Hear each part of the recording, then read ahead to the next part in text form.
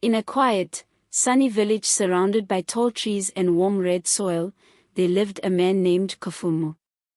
Kafumu was known by everyone. Not because he was kind. Not because he was wise. But because he loved to talk about himself. Every morning, Kafumu would stand near the village well, smiling proudly. He would stretch his arms and say, "Look at me. There is no man more handsome than Kafumu." The women fetching water would shake their heads. The elders would sigh. Even the children would giggle. Kafumu loved his reflection. When he passed a shiny pot or a calm pool of water, he would stop and admire his face. "Ah," he would whisper, "such charm. Such beauty. I am truly special." One bright morning, Kafumu was walking along a narrow path outside the village. The sun was soft, and birds sang sweetly. As he walked, he saw an old woman struggling under a heavy bundle of firewood. The wood was large. The woman was small. Her steps were slow. Kafumu stopped. The old woman looked tired. Sweat rolled down her wrinkled face. Her back bent like a tired branch. For a moment, Kafumu hesitated. Helping others was not something he often did. But the morning was peaceful, and he felt unusually generous. He walked toward her. "Grandmother," he said, "that wood looks heavy." The old woman smiled gently. "It is heavy, my son." Kafumu puffed his chest. "You are lucky. Today, Kafumu is here." Without waiting, he lifted the bundle. It was heavier than he expected, but he forced a proud smile. The old woman watched him closely as they walked. "You are strong," she said softly. "Yes," Kafumu replied proudly. "Strong and charming." The old woman chuckled quietly. When they reached her small hut, Kafumu dropped the firewood with a tired breath. He wiped his forehead. "There," he said. "Another good deed by Kafumu." The old woman looked at him with eyes that seemed deeper than the river. "My son," she said, "you have helped me. I must thank you." Kafumu smiled widely. "Yes, yes. Gratitude suits you." The woman stepped closer. "I give you a blessing," she whispered. Kafumu's eyes lit up. "From sunrise to sunset," she said slowly, "every woman you meet will desire you." Kafumu froze. Then his face burst into joy. "Every woman?" he asked. "Every woman," she replied. Kafumu laughed loudly. "Ah, grandmother, you truly understand greatness." He walked back toward the village, grinning from ear to ear. As he stepped into the village, something strange began to happen. A young woman carrying water suddenly stopped. She stared at Kafumu. Her eyes widened. She dropped her pot. "Kafumu," she whispered dreamily. Kafumu blinked. Another woman turned. Then another. Soon, women from every corner of the village began to stare. They smiled. They sighed. They rushed toward him. "Kafumu! Kafumu! Kafumu!" Kafumu's chest swelled with pride. He walked proudly. Women followed. He smiled proudly. More women followed. He laughed proudly. Even more women followed. Wherever he went, they came.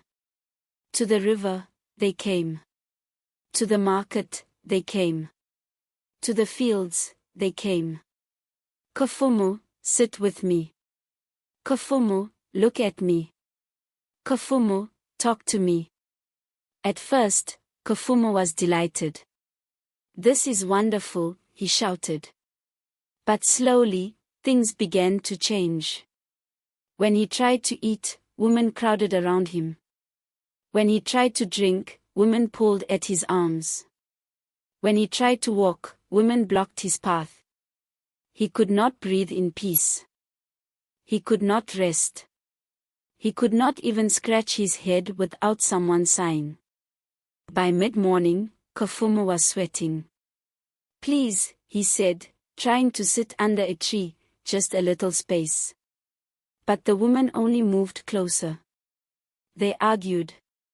They pushed. They shouted. Soon, jealous voices rose from across the village. Husbands. Brothers. Young men. What is happening here? Why are our wives chasing Kafumo? Why are our sisters fighting? Anger spread like wildfire. Men glared at Kafumo. Kafumo backed away nervously. "I did nothing," he cried. But no one listened. By midday, chaos filled the village. Arguments. Shouting. Running feet. Kafumo tried to hide inside his hut. But women gathered outside. "Kafumo! Kafumo! Kafumo!" He tried to sleep. No peace. He tried to eat. No peace. He tried to think. No peace. His pride slowly melted into fear. "This is too much," he whispered. He ran behind the huts. Women followed. He ran into the tall grass. Women followed. He ran toward the river. Women followed. He climbed a small hill, breathing hard. But still, they followed. By afternoon, Kafumo was exhausted. His legs shook. His voice trembled. His smile had vanished. "This is not joy," he gasped. "This is madness." Men chased him now. Angry. Jealous. Confused. Kafumo ran like a frightened goat. He stumbled. He fell. He hid behind trees. He crawled into bushes. Still no peace. As the sun slowly began to sink, Kafumo sat alone near the edge of the village. His clothes were dusty. His hair was wild. His face was pale with fear. He stared at the glowing sky. "Please," he whispered, "let this end." The sun touched the horizon. The light faded. The air grew calm. And suddenly, silence. The voices stopped. The footsteps stopped. The crowd disappeared. The women blinked in confusion and walked away. The men lowered their sticks. The village breathed again. Kafumo sat frozen. Then he burst into tears. That night, Kafumo did not boast. He did not smile proudly. He did not admire his reflection. He sat quietly in the darkness. Early the next morning, before the village woke, Kafumo hurried along the narrow path outside the village. He searched desperately. Finally, he found the old woman sitting beside her hut, calmly sorting firewood. Kafumo fell to his knees. "Grandmother," he cried. The old woman looked at him gently. "My son," she said, "you look tired." "Please," Kafumo begged, "take back the blessing." The woman smiled softly. "But you wanted to be admired." "Yes," Kafumo whispered, "but not like that." He lowered his head. "I could not eat. I could not rest. I could not breathe. I was afraid." The old woman laughed gently, not cruelly, but kindly. "My son," she said, "desire without peace is not a gift." Kafumo listened quietly. "It is a burden," she continued. "It is noise. It is trouble." Kafumo nodded slowly. "I understand now." The woman touched his shoulder. "Good," she said. From that day forward, Kafumu changed. He no longer stood at the well to praise himself. He no longer chased his reflection. Instead, he helped carry water. He helped gather wood.